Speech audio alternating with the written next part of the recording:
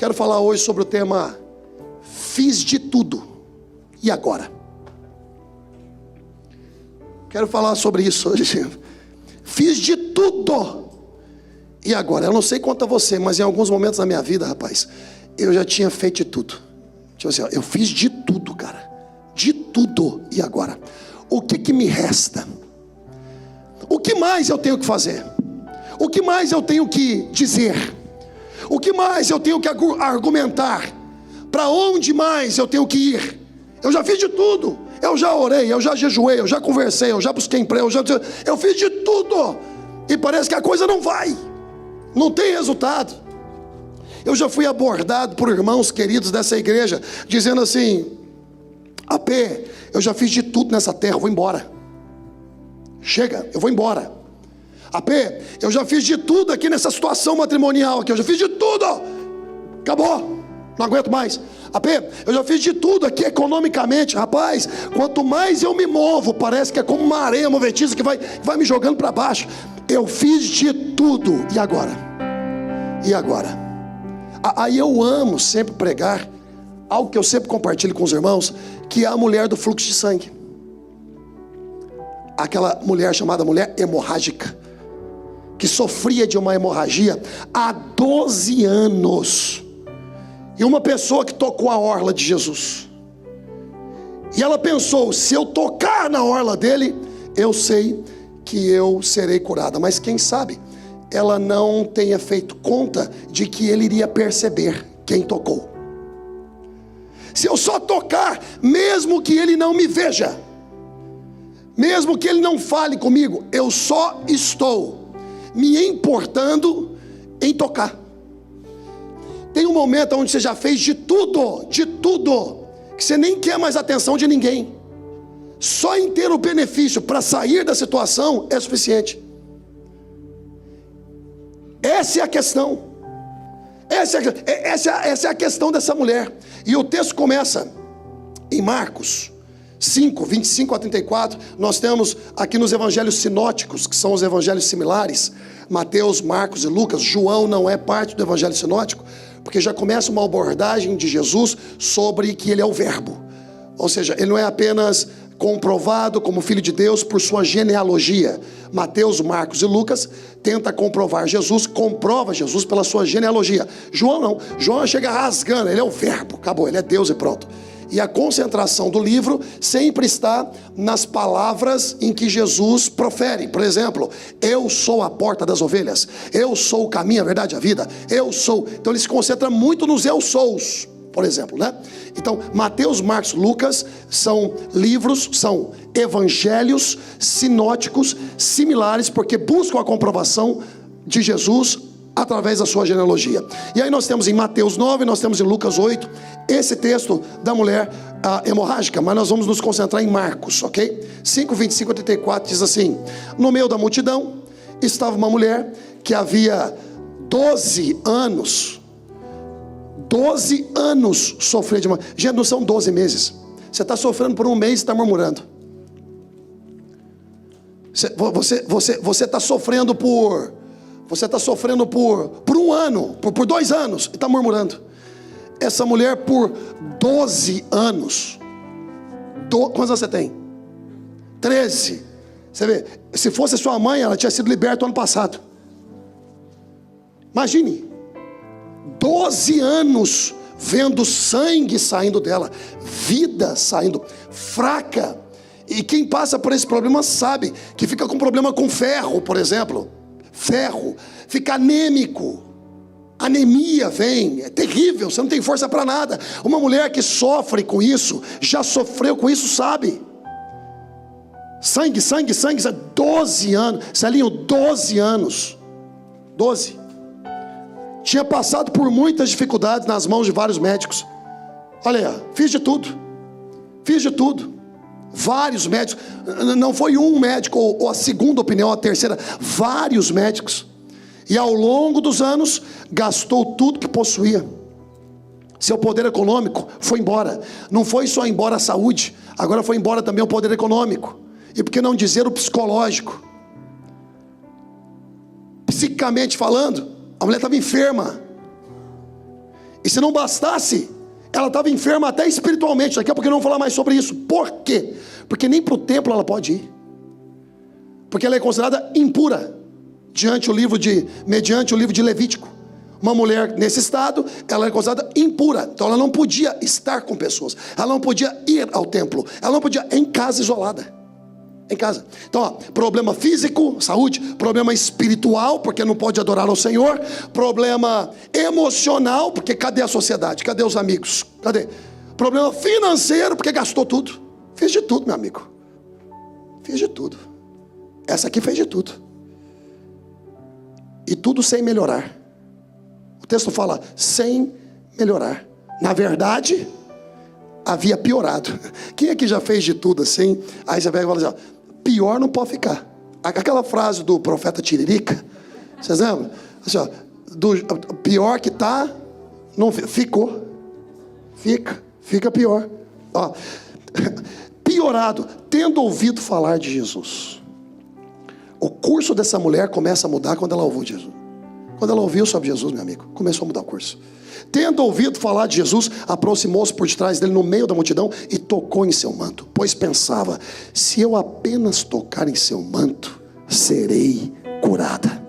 No mesmo instante, a hemorragia parou e ela sentiu em seu corpo que tinha sido curada da enfermidade. Jesus imediatamente percebeu que dele havia saído poder. É interessante, não é? Porque em todas as escrituras bíblicas, todas, que envolve Jesus curando alguém, é Jesus liberando a cura. Todas. Cego Bartimeu, filho de Davi, tem compaixão de mim. O que queres que eu te faça? Eu quero ver. Veja. Alguns trouxeram um cego para que Jesus lhe tocasse. Dentro de uma aldeia, Jesus tomando-o pelo braço, tirando-o da aldeia, fez um lodo, cuspiu em seus olhos, curou ele. Sempre é Jesus, ressuscitando, curando, sempre é Jesus. Mas aqui é a única escritura, essa aqui, é a única escritura que Jesus não autoriza, não libera por vontade própria o poder para a cura. Então o texto está aqui, é o texto. Ele percebeu que saiu dele poder. Bom, teologicamente, nós podemos discutir aqui. Mas a gente não pode fugir do fato. Qual é o fato? Jesus não estava parado esperando ela. Na onisciência dele, ele sabia? Amém. Porque ele é Deus. Mas a Bíblia fala que ele percebeu. Então, se ele percebeu, talvez é porque ele não esperava. Mas porque a gente entende que Jesus é Deus, a gente joga tudo na conta como se ele soubesse de tudo. Mas a gente se esquece que ele também era homem. Então, pode ser que ele sabia de tudo. Amém, gente? Amém. Mas não podemos negar o fato também que pode ser que naquele instante ali, ó, ele foi pego de surpresa. Tanto que ele para e ele fala, alguém me tocou. Aí todo mundo, não, a multidão te aperta. A multidão já está te tocando. A multidão. Eu vou dizer, não. Alguém me tocou diferente. Jesus já sabia? Já. Então ele fez questão de não revelar ele mesmo. Ele quis talvez que a mulher falasse. São conjecturas. O texto aborda que Jesus percebeu que alguém o tocou diferente. E o texto é enfático e aborda de que saiu o poder dele sem ele ter liberado. É como se uma pessoa tivesse ralado o poder dele por causa da alta fé. É o texto. Quer discutir, discute com o texto. Mas é possível uma pessoa ralar de Deus aquilo que ele não percebe que está sendo ralado? Sei lá. Mas o texto fala que essa mulher fez. Essa mulher foi e tocou. Ele parou. Alguém me tocou aqui. Você está de brincadeira, né? Todo mundo quer te tocar, meu amigo. Todo mundo está te apertando. Olha ao seu redor. Não. Alguém me tocou diferente. Ele parou. Alguém me tocou diferente aqui. Alguém me tocou diferente. Aí de repente a mulher temendo. Fala, Senhor, Fui eu que te toquei. Fui eu que te toquei. Você sabe que eu fiz uma música anos atrás. Anos atrás. Nunca liberei ela. Eu tenho algumas canções que eu já fiz e já liberei para algumas pessoas gravarem. Meu irmão já gravou uma, está no Spotify, plataformas digitais. E uma ministra da igreja católica, ministra de louvor da igreja católica, gravou uma música, Graça, que eu fiz. Graça também está disponível nas plataformas digitais. O nome dela é Thalita Garcia. Está lá, a música Graça, eu que fiz ela. E aí eu fiz uma música dessa mulher do fluxo. Só que assim, eu não tenho mais voz para cantar, né? Minha voz fraca. Mas eu vou só falar um pouquinho dela. Assim, havia uma mulher que há 12 anos, cansada de sofrer, quase a perecer, sabia que Jesus ia passando e ouviu a multidão. E seguiu a multidão com paz em seu coração. Se eu apenas tocar em tuas vestes, eu sei, eu quero me achegar e confiar que curada eu serei. Aí, o refrão, ela tocou nas vestes de Jesus e ele perguntou: quem foi quem me tocou? Tremendo e temendo, ela respondeu: fui eu quem te toquei, e virtude eu senti. Aí vem para a igreja: venha tocar nas vestes de Jesus, eu sei que ele pode te curar. Jesus, como é que é? Esqueci. Jesus, escute a nossa oração. É só se achegar no santíssimo lugar. Tenho certeza que Deus vai te abençoar. Algo assim. Rapaz, tá na gaveta, esperando a voz certa. Até o estilo mais assembleiano, assim, eu acho que alguém da Assembleia vai gravar ela. Apresentar ela para o Adelso Freire, né? Adelso Freire, o Anderson Freire. Não é? Anderson Freire tem a pegada para ela. Mas, rapaz, essa mulher, depois de ter feito tudo, ela ouviu falar de Jesus. E pensou consigo: se eu tocar nesse cara, eu vou ser curada. É o que você tem que fazer hoje. Talvez você está batalhando com alguém. Eu já fiz de tudo. Tudo. E eu estou aqui nessa manhã porque eu acho que alguém me convidou. Não. Você está aqui nessa manhã, nessa multidão aqui, porque é o seguinte: você só tem que fazer como mulher. Você só tem que decidir tocar nele. É tocar nele. Daqui a pouquinho, quando eu abrir o altar, eu vou lá na frente. Aquele altar é como se fosse a orla de Jesus. E eu vou tocar, rapaz. Jesus passando, o poder saiu dele. Essa mulher estava com a fé tão elevada, mas tão elevada, que ela ralou o poder de Deus. Sem Deus, que bom te ver, até bom te vejo. Ralou o poder de Deus, cara. Sem Deus ter liberado. Ralou dele, assim. Mas tem algumas lições que eu quero passar para vocês rapidamente. É rápido mesmo, só para você manter isso em mente. Primeira lição que eu quero falar com vocês é o sofrimento e suas consequências. Passa, por favor. Sofrimento e suas consequências. O sofrimento causa consequências.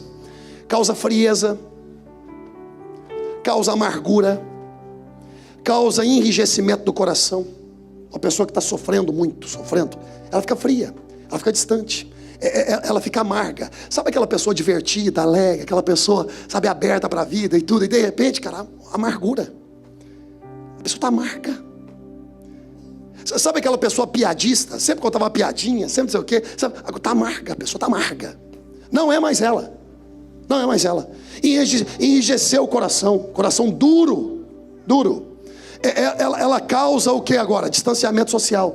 Não são as pessoas que se afastaram, ela mesma se afastou. Essa pessoa se afastou. Eu não quero conhecer ninguém. Os que eu conheço eu estou selecionando. Eu quero ficar no meu canto. Sofrimento causa isso. Autodesvalorização. Imagina a cabeça dessa mulher. Ninguém mais pode caminhar comigo, me visitar. Eu não posso ir à igreja, eu não posso ir ao templo adorar porque eu sou impura. Eu não tenho mais condição econômica. Se existia algum motivo de alguém gostar de mim porque eu tinha um pouquinho de dinheiro, agora nem isso também. Não é verdade? Quando você perde condição econômica, você conhece os verdadeiros amigos. Essa é a verdade também, essa é a verdade também. Você começa a se desvalorizar, a autoestima deteriorada, ou até mesmo a desesperança. Acabou a esperança. Isso tudo por causa do quê? Sofrimento e suas consequências. Isso aqui é a consequência do sofrimento.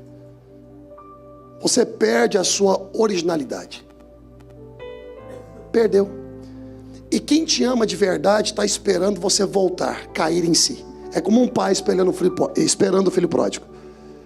Todo dia assim esperando ele. Não vai atrás, mas fica esperando. Lição número 2. Lição número 2 que eu aprendo com esse texto. Efeitos avassaladores. Efeitos avassaladores. Por favor, pode passar. Problema físico, ou seja, o corpo sofria com a falta de sangue. Problema mental, inutilidade, isolamento, impureza, improdutividade. Problema espiritual, impossibilidade de adorar no templo, consciência de impureza, sentimento de abandono e imundície. Imagine só, isso era o caso dessa mulher. Não é só uma hemorragia, ou seja, não é só o que você está passando, é tudo ao redor do que você está passando, ou o que você está passando causando outras coisas que você também irá passar. Lição número 3 que eu aprendo é a decepção do necessitado. Você imagina, num momento como esse, o que você mais quer é buscar ajuda. E muitas vezes você busca ajuda de todas as formas e muitas vezes não encontra. Não encontra. E nesse primeiro elemento que eu estou falando sobre buscar ajuda, eu estou falando em pessoas, em métodos e em lugares. Em pessoas, em métodos e em lugares. Bem, eu vou buscar pessoas para me ajudar e não aparece. Agora então eu vou buscar métodos, seja psicologia, não funciona. Ela também gastou com médicos. Você também pode gastar fortuna com psicólogo. Você também pode gastar fortuna com psiquiatra. Você também pode gastar fortuna com métodos de destravamento, que é o que mais tem por aí. São métodos de destravamento. Quem sabe eu estou travado, eu preciso pagar $1.500, $2.000 para um coach, para não sei o quê, para me destravar.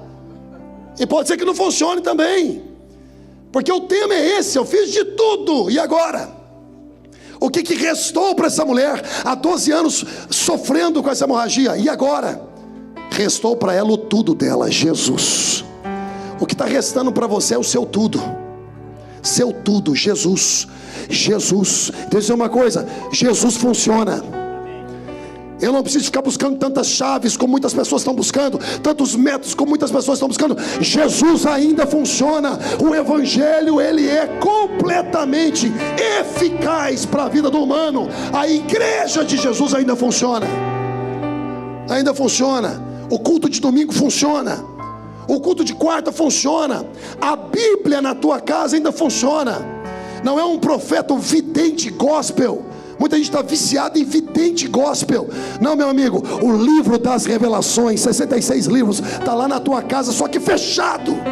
Abra e a boca de Deus falando contigo. Abra e a boca de Deus vai falar contigo. Boca de Deus. Então aqui buscou, seja pessoas, sejam métodos, sejam lugares. Outra coisa, o texto fala que ela perdeu recursos e não resolveu. Aqui eu estou falando de dinheiro e talentos. Tem gente aqui que já perdeu muito dinheiro. Tem gente que perdeu muito talento investido em pessoas e em situações. E foi perdendo, e foi perdendo, e foi perdendo, em busca de algo. Tentou de tudo. E agora? Ela também.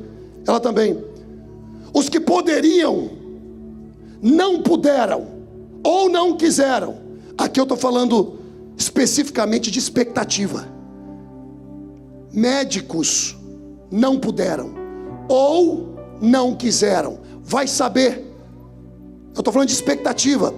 Existem expectativas que nós colocamos em pessoas. Existem expectativas que nós colocamos em pastores. Existem expectativas que colocamos em lideranças, em coaches. Existem expectativas que nós colocamos em família, que são expectativas irrealistas. São expectativas que mais cedo ou mais tarde a gente se frustra, porque a nossa expectativa equilibrada necessita estar naquele que está passando lá, Jesus Cristo. Jesus. E o que sobrou? Sobrou a solidão para ela. Para muita gente, o que sobrou? Solidão, a vergonha, vergonha. É isso que sobrou. Lição número 4. Terminando. Lição número 4. Até que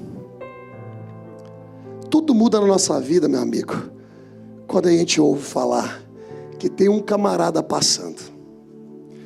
Inclusive para alguns é a solução, mas para outros é a última tentativa. Tá tudo bem. Se Jesus é a sua última tentativa, então tente. Se você até hoje não percebeu que Ele é a solução, é só você colocar a sua vida diante dEle de fato e abandonar as suas estratégias para tentar se dar bem.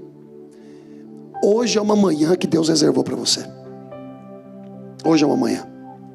Até que ela ouviu falar de Jesus. Ela ouviu falar. O Jesus que mesmo comprimido por uma multidão, consegue dar atenção a um indivíduo. Mesmo comprimido por uma multidão, consegue dar. Hoje em dia existem lideranças que não conseguem dar atenção para ninguém, só porque tem uma multidão. Jesus parava e perguntava: quem me tocou? Era o Jesus que pregava diariamente para 100 mil pessoas. Lá no Mar da Galileia tinha 10 cidades, cada cidade 10 mil pessoas. A plataforma evangelística de Jesus era para 100 mil pessoas, e mesmo assim ele se preocupava em entrar no barco e ir para Gadara para poder libertar um. Ele é o Jesus dos muitos, mas também do indivíduo. Do indivíduo. É o Jesus que destaca você dentre milhares. O Jesus humano que não sabe quem o tocou. O Jesus Deus que sentiu virtude sair dele e em benefício de alguém. O Jesus de toda pureza que resolve de forma permanente a situação do impuro. Ele é a graça que salva. Ele é a graça que purifica sem rituais. Ele é a graça que restaura a alma do quebrado. Ele é a graça que aproxima o rejeitado. Ele é a graça que apresenta o isolado. Ele é a graça que inclui o excluído. Ele é a graça que retorna a honra do desonrado. Ele é a graça que exalta o envergonhado. Ele é a graça que alegra o entristecido. Ele é a graça que consola o desesperançado.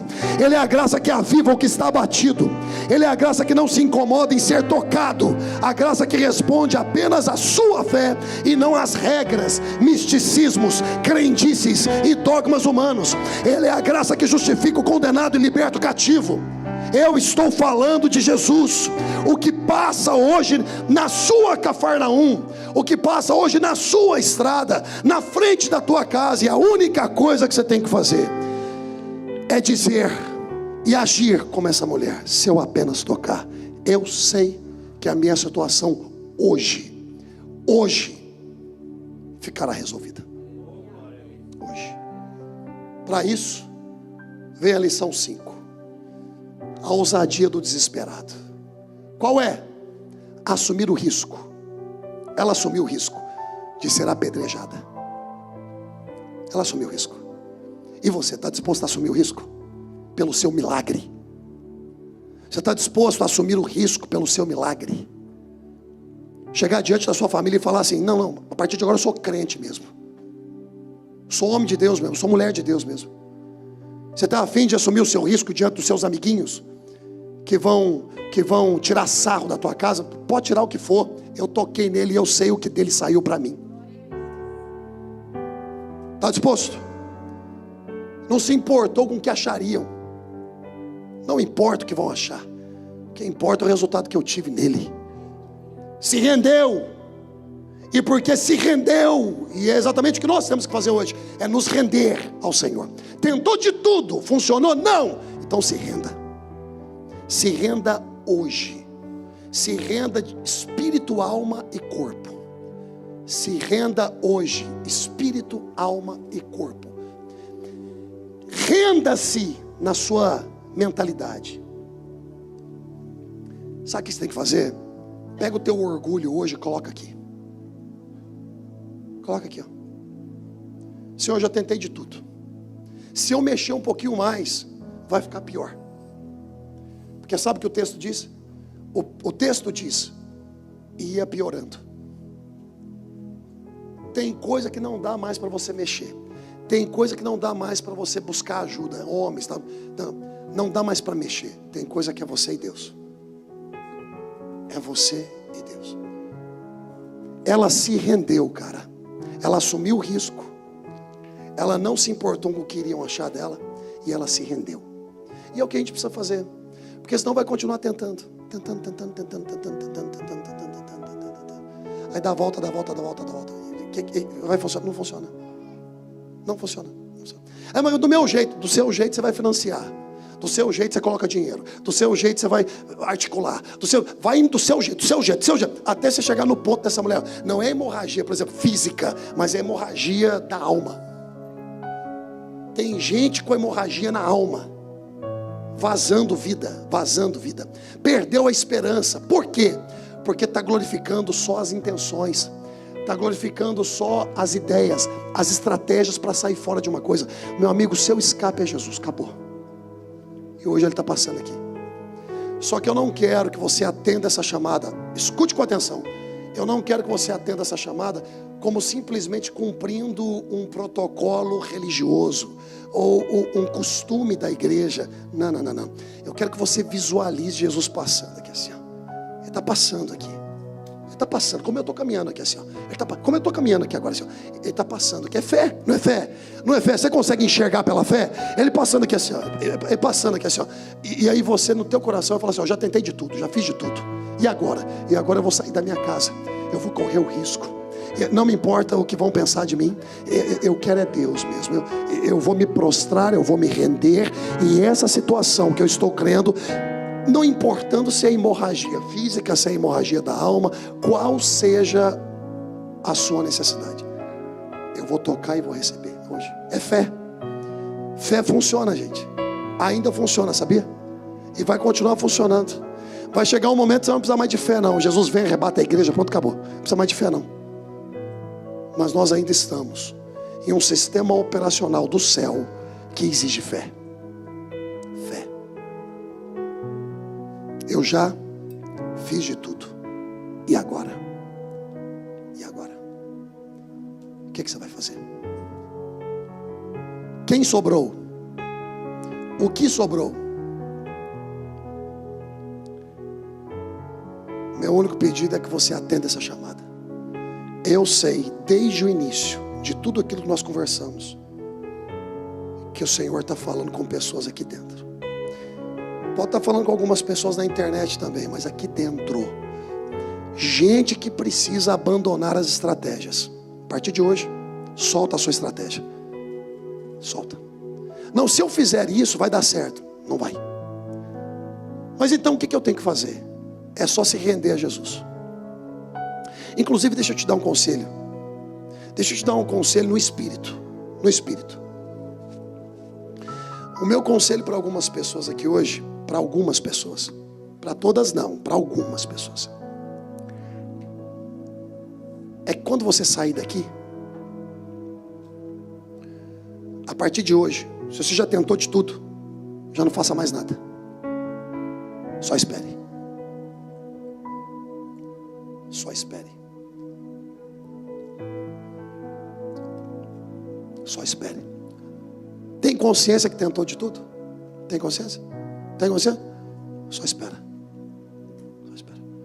O que você vai fazer? Nada. Mas por quê? Não, porque eu já fiz de tudo. Mas e agora? Não, agora está na mão de Deus, já orei lá. Agora é com Ele. E vai sair virtude dele.